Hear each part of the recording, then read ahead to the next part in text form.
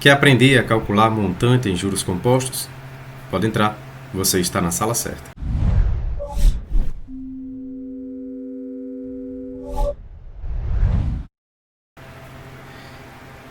Olá pessoal, sejam todos muito bem-vindos, eu sou Antônio Pedrosa e este é o Sala de Valor, um canal destinado a desenvolver conteúdos que irão te ajudar na formação financeira básica. Vamos começar?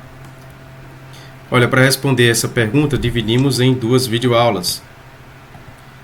Na primeira videoaula, que é esta, falaremos sobre as fórmulas, as notações e o diagrama de fluxo de caixa. Né? Assuntos importantíssimos para quem está iniciando os cálculos financeiros. Né? E em seguida, trataremos de um exemplo sobre a fórmula principal. Na segunda videoaula, trataremos das deduções ou da dedução para a fórmula principal e também as mudanças na unidade de tempo. Bom, meus amigos, como calcular o montante em juros compostos? A gente tem basicamente duas fórmulas. A fórmula principal, que é a fórmula do montante, né? Acumulado. Montante é igual a capital vezes 1 mais IN. E a fórmula secundária, que é o montante igual a capital mais os juros. A fórmula secundária ela tem menor uso e a fórmula principal ela tem maior aplicação. Tá certo? Veja, com relação às terminologias, tanto faz a gente usar o M indicando montante ou FV indicando valor futuro. Da mesma forma, a gente pode usar o C para capital e o PV para valor presente. Tanto faz, então, você usar esse formato aqui de cima, né, com MC, ou esse formato aqui com valor futuro e PV. Tá certo? Do mesmo modo, aqui na fórmula secundária, montante, valor futuro, capital, valor presente. Isso vai depender muito dos livros que vocês estão estudando. Alguns autores têm preferência em usar o M e o C, outros autores têm preferência em usar valor futuro, FV e PV. Tá certo? Bom, então as terminologias são as mesmas. Os juros, o J, né, PV, C representando o valor presente ou capital, FV ou M, valor futuro ou montante, e taxa de juros e o N, número de períodos. Bom, vamos aqui a talvez o que seja mais importante para a gente, né, a denominação. Por exemplo, esse 1 mais I elevado a N, ele é conhecido, melhor dizendo, como fator de acumulação de capital. Ele é o fator de acumulação de capital. Para ele, existem algumas simbologias ou notações. Por exemplo, 1 mais I elevado a N, ele também pode ser visto como R elevado a N, ou FAC, né? Fator de acumulação de capital, entre parênteses, NI. Ok? Tempo e taxa. Essa também é a simbologia para substituir 1 mais I elevado a N, ou para representar, né? O FPF também é possível a gente encontrar. Olha, esses três aqui encontramos com mais frequência em livros de engenharia econômica. Os livros de matemática financeira e os livros de finanças corporativas, eles usam 1 mais I elevado a N.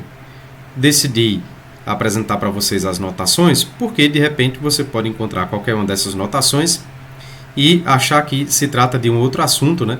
Na verdade, continuamos no mesmo assunto, são notações, mas querem dizer a mesma coisa, tá certo? Qualquer um desses aqui são fatores de acumulação de capital. Olha, com relação ao cálculo, meus amigos, a gente pode fazer uso da tabela financeira, da calculadora ou calculadoras, né, existentes e de planilhas, tá certo? As tabelas financeiras a gente ainda consegue encontrar no final dos livros, no apêndice, né? Temos pouco uso, por conta do uso da calculadora financeira HP12C. Existem outras calculadoras, mas há uma predominância da HP12C, tá certo? E quanto à planilha, usamos a planilha Excel. Aqui o destaque vai para a calculadora financeira HP12C, porque é o que nós vamos utilizar nas nossas aulas de juros compostos, tá bom? Um outro assunto importantíssimo é o diagrama de fluxo de caixa, tá certo? É muito comum vocês encontrarem esse diagrama aqui, esse desenho, né? Nos livros de matemática financeira, nos livros de engenharia econômica, finanças corporativas, análise de investimentos, tá bom? Esse é o nosso diagrama de fluxo de caixa. A gente tem aqui entradas, aqui ó, no valor futuro, por exemplo, aqui são entradas, aqui seria a entrada, desculpa, e aqui seria a saída de caixa. Então é comum a saída de caixa no PV, né? Porque normalmente a gente diz uma aplicação, né? A gente faz uma aplicação para ter um resgate daqui a um tempo. Esse resgate vai ser entrada e essa aplicação representa saída de caixa. Normalmente, a simbologia do sinal negativo não quer dizer que o valor seja negativo, apenas que isso representa uma saída de caixa. E os valores positivos representam uma entrada de caixa. Veja que a gente não tem outros valores aqui. Por quê? Porque se trata de uma série única de pagamento, tá bom? Então, esse é o diagrama modelo que a gente vai encontrar por aí. Olha, um outro detalhe é com relação à capitalização. Quando a gente está olhando aqui para 1 mais i elevado a n, é exatamente esse fator que vai levar o valor presente para o valor futuro. Esse movimento é o que a gente chama de capitalização.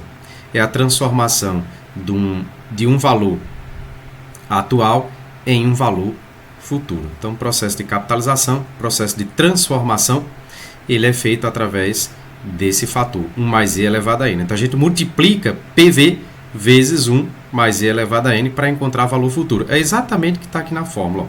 A gente multiplica o PV vezes o fator. É justamente esse fator que vai transformar o PV em um valor futuro. Então, veja, o PV que está aqui no tempo zero, representando hoje, ele vai ser aplicado, né? Vai passar todo esse tempo, até que a gente tenha um resgate no futuro, né? Bom, um outro detalhe aqui é lembrar do modelo aqui, uma taxa fixa, tá certo? Esse modelo aqui, essa fórmula que a gente tem aqui, só é possível porque estamos tratando de uma taxa única para todos os períodos. Essa taxa, ela poderia variar, como é o caso de inflação. Cálculos de inflação, as taxas são diferentes. Então, a gente teria um outro formato, tá certo?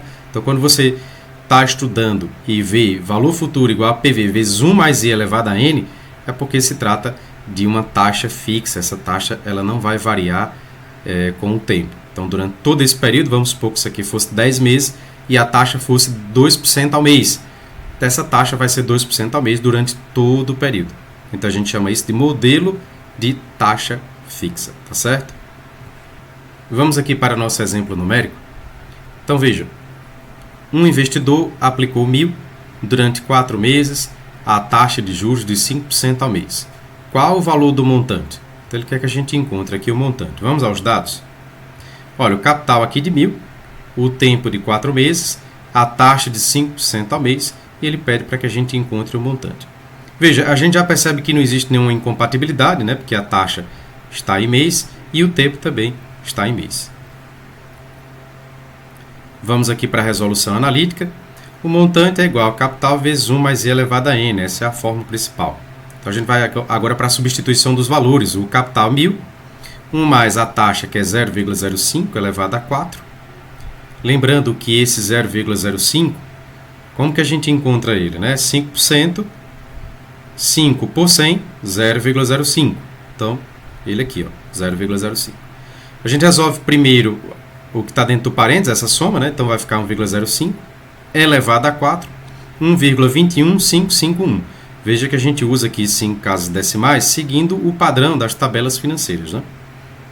Então esse valor aqui, essa decimal multiplicado por 1.000, chegamos ao montante de 1.215,51.